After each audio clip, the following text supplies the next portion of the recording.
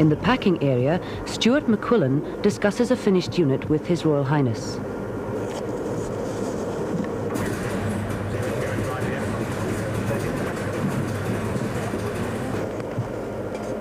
After packing at the product audit area, Ian Smith and Gareth Hughes, who finally prepare the product for shipment, sample audit the equipment to ensure good quality.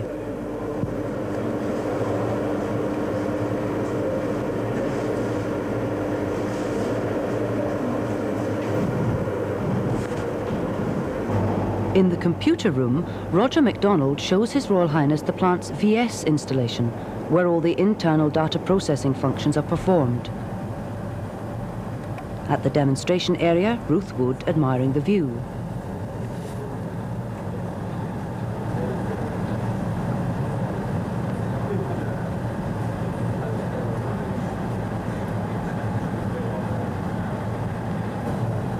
Ian Fitzpatrick demonstrates the Wang professional computer to His Royal Highness, and looking on, Ruth Wood, Maureen Hamilton and John Campbell.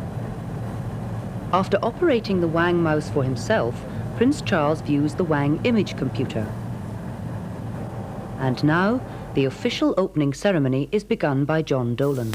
Your Royal Highness, Secretary of State, distinguished guests, ladies and gentlemen, on behalf of all the employees here in Wang, I'd like to welcome you to our official opening today.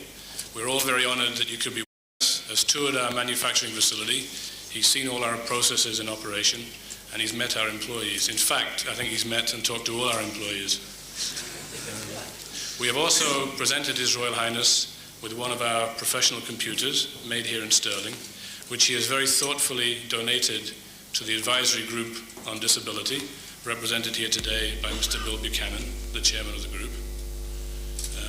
And it's for us, the employees, it's a great honour to have His Royal Highness with us and to celebrate our official opening with us. And to mark the event, I would like to ask our President, John Cunningham, to start our brief ceremony today. John. Thank you, John. Your Royal Highness and Mr. Secretary of State and distinguished guests and ladies and gentlemen, it is really a distinct pleasure today to have me chat with you on what is a very, very happy occasion for Wang Laboratories and all of the communities that have been associated with this project. You all should be very, very proud of what you've accomplished in a very short time frame.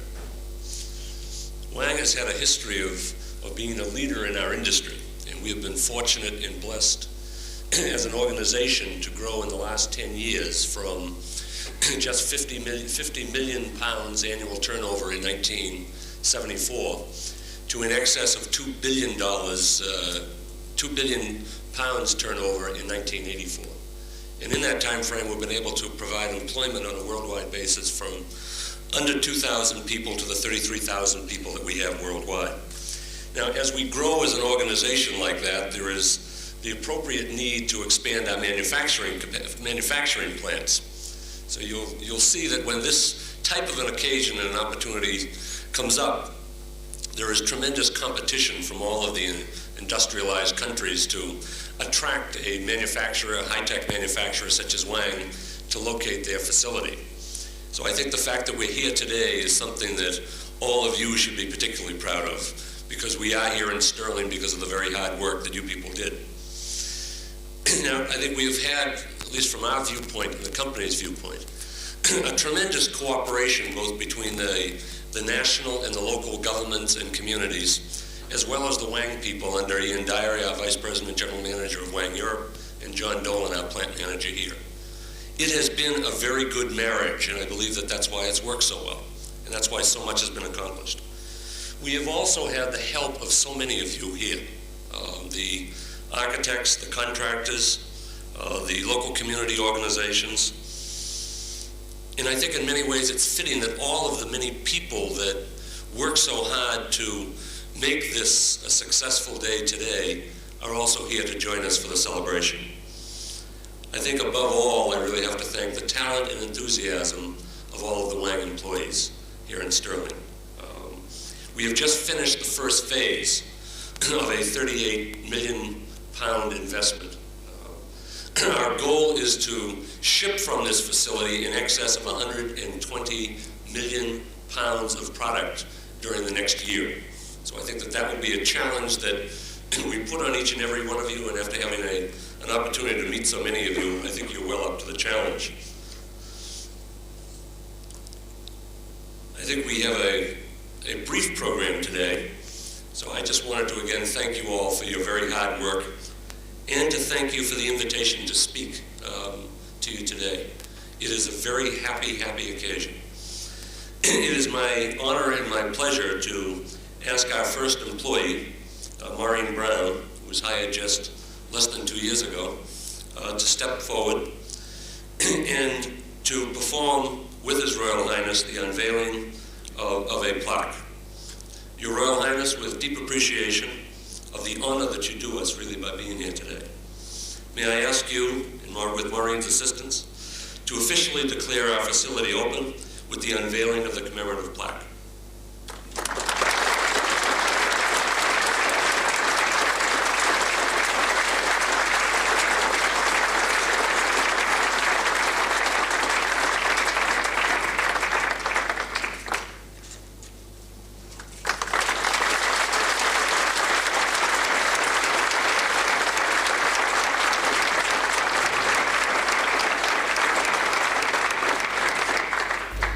Ladies and gentlemen, I've become very confused because in my little mind I had come here prepared to say what I had to say now, and then with a great flourish open this place and unveil it. But you caught me napping. You can always shut it and start again.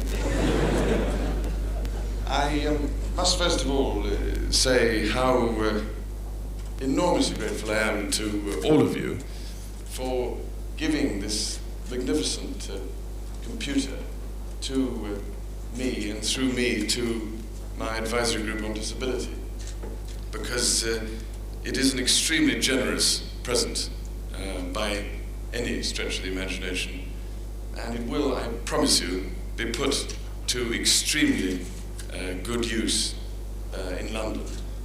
The only problem is whether anybody is actually qualified to operate it. But maybe we could send them up here for a short refresher course before they do.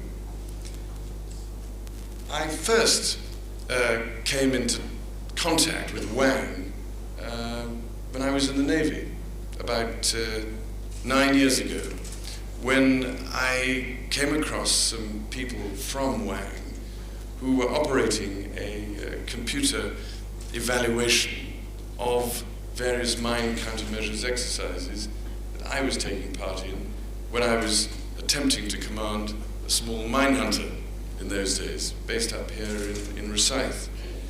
And I remember talking to these particular employees about their functions, and also learned a great deal about the problems faced by the industry and by engineers in general.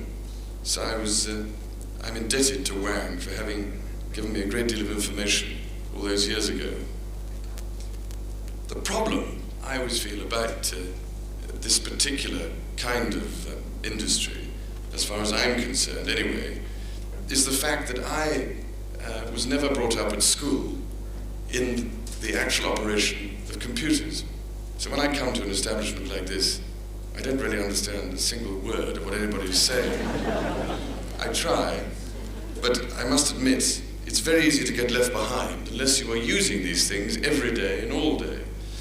And my difficulty is that I know exactly what's going to happen, and that is that I'm going to be left totally behind by my children, who will learn, inevitably, at school, how to fiddle with these marvelous pieces of kit. And there will be an instant generation gap, which I'm worrying about already. I don't know whether you do, but I must say that I worry sometimes too about the speed of change in this industry. I was talking to some people the other day in London who had a whole series of computers in their offices, and they were saying that one of the great difficulties is to decide which particular device to buy, because the range is so enormous and the change in development is so great that when you've selected one, inevitably it's out of date within a few months. So I can imagine that it is an enormous challenge for a company like this one to keep up with the competition, some of which I know is not far down the road at Greenock. But I'm reliably informed that you are keeping up with it and, what's more, keeping ahead of it. So I can imagine, as a result of these sort of challenges, just what kind of demands and pressures there are on the workforce. And if the Japanese are to be believed, you're all going to be completely finished by the age of 35, which rules me out completely anyway. But I do see that there is clearly a considerable value in this particular unit being sited on a university campus such as here at Stirling. I visited twice now the Cambridge University Science Park, which was established on land belonging to my old college, Trinity College. And there they have done great things in the various developments which have taken place in the higher technology areas. And it's very encouraging, I think, to see this kind of development taking place between science departments in universities and these manufacturing operations. I'm sure also that the siting of this factory is of great advantage from the job point of view for those in this particular locality. It does seem that the Scots managed to lead the field in terms of semiconductor talent, and I have a feeling that maybe that might be something to do with the superior Scottish educational system.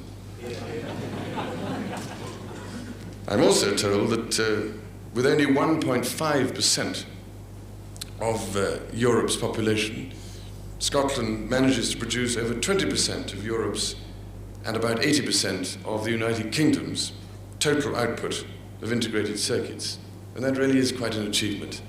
And standing here seeing such an array of brilliant brain power is beginning to overwhelm me.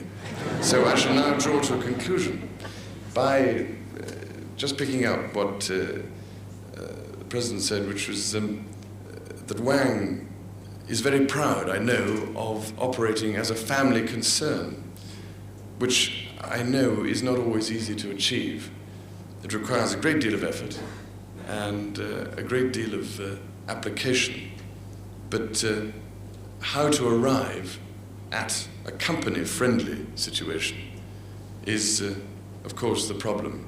And as far as I can make out, you seem to have achieved that.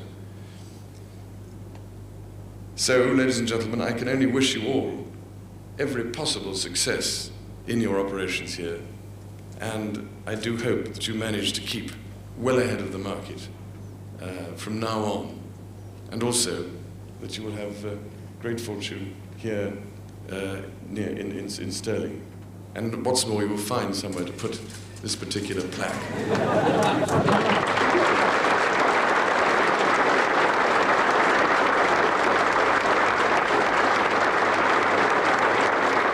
Then followed a buffet lunch when His Royal Highness informally circulated and mingled with guests and employees. His Royal Highness left after signing the visitor's book in reception area. His signature will remain a memento for all time of his visit to the facility and the official opening of Wang, Scotland.